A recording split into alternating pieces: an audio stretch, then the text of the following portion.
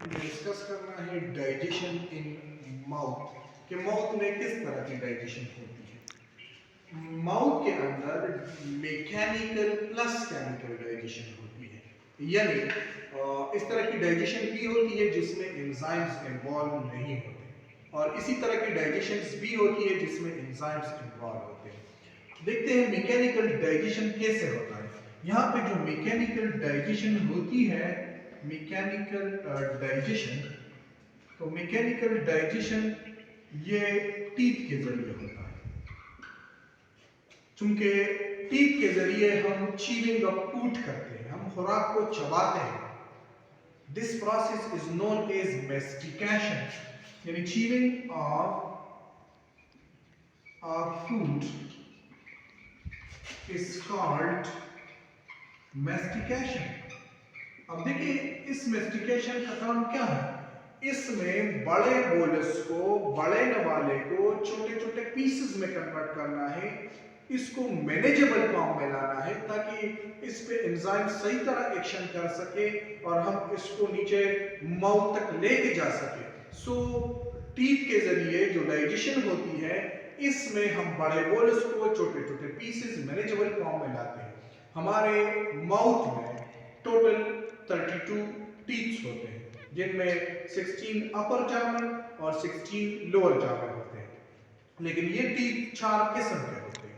जो सामने वाले टीथ है इसे कहते हैं इंसिजर टीथ। दूसरा है कैनाइन, जिसपे हम किसी चीज को काटते हैं, दागे वगैरह को, कैनाइन। इसके बाद है प्रीमोलर और फिर मोलर। हम ज्यादातर चीविंग जो करते हैं वो मोलर और प्रीमोलर टीथ के जरिए करते हैं। इंसिजर जो है ना, ये चीविंग में इन्वॉल्व नहीं होते। और इस चीविंग के नतीजे में जो इंसिजर, कैनाइन और प्रीमोलर और मोलर करते हैं, खुराक सॉफ्ट होता है, स्मॉल पीसेस में आते हैं। अब देखिए हमारे माउथ में दो जॉ है, एक अपर जॉ, एक लोअर जॉ। अपर जॉ फिक्स है, उसकी मूवमेंट नहीं होती। लोअर जॉ मूवमेंट करती है, only the lower jaw is, उसकी मूवमेंट होती है। और जो मसल्स यहाँ पे इन्वॉल्व होते हैं वो मैसेजर मसल्स होते हैं और टेम्पोरल स्ट्रॉन्ग मसल्स होते हैं, जिसकी वजह से लोअर जॉ अपर जॉ की जानिब मूवमेंट करता है। So masseter muscle and temporal muscles, they are involve in the movement of lower jaw, और इस लोअर जॉ को अपर जॉ की जानिब लेके जाते हैं। सो टीथ जो है ना, इनमें ये प्रीमोलर और मोलर्स इन्वॉल्व होते हैं। और जब मेस्टिकेशन होती है, जब चीविंग का फूड होती है, it stimulate the exocrine gland in the stomach to secrete their secretion, कि वो अपना सीक्रेशन, इसको स्टिमुलेट किया जाता है कि अभी आपने सीक्रेशन करनी है। अब हमारे हम माउथ में एक तो टंग के टीथ के 4 टाइप्स हो गए। दूसरा यहाँ पे इन्वॉल्व है टंग। टंग के ऊपर, टंग का एक फंक्शन क्या है, it roll the food, food की रोलिंग करना, उसको दांतों की जानिब लेके जाना ताकि दांत इसको चबा सके, नंबर 1 फंक्शन। नंबर दूसरा, टेस्ट ऑफ फूड, जायके की शनाख्त करना कि किस तरह का जायका, अगर जायका ठीक नहीं है तो हम इसको वापस निकाल लेते हैं अपने मुंह से, लेकिन अगर जायका ठीक है तो फिर हम इसको खा लेते हैं। तो माउथ का एक काम क्या होता है, एक काम, इस माउथ के अंदर जुबान का एक काम ये होता है कि ये taste the food, roll the food toward the premolar and molar teeth.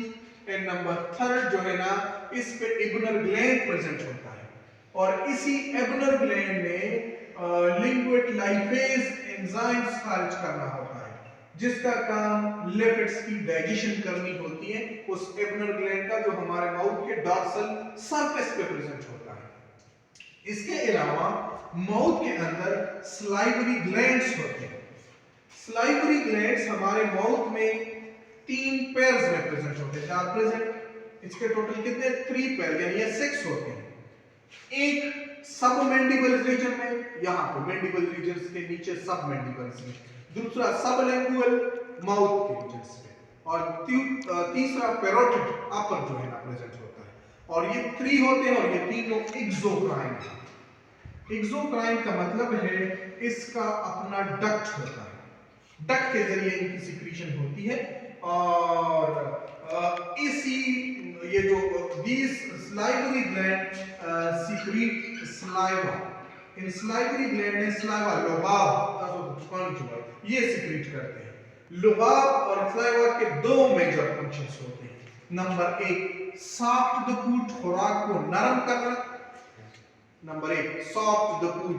Number दूसरा डाइजेशन ऑफ फूड, क्योंकि इसमें एमाइलेज एंजाइम्स प्रेजेंट होते हैं और एमाइलेज एंजाइम्स का काम खुराक की कार्बोहाइड्रेट्स की डाइजेशन करनी होती है। Carbohydrates digestion, there is no fats digestion यहाँ पे नहीं होती, न कोई प्रोटीन्स की डाइजेशन होती है माउथ में। अलबत्ता मैकेनिकल डाइजेशन में वो सॉफ्ट हो जाते हैं और प्रॉपर डाइजेशन यहाँ से जो केमिकल डाइजेशन है वो यहाँ से स्टार्ट नहीं होती। यहाँ पे अलबत्ता कार्बोहाइड्रेट की डाइजेशन स्टार्ट होती है। लिपिड्स में लिंगोलाइफेज प्रेजेंट होता है, वो थोड़ा बहुत लिपिड्स की डाइजेशन कर लेते हैं, लेकिन फैट्स की और प्रोटीन्स की डाइजेशन यहाँ से स्टार्ट नहीं होती।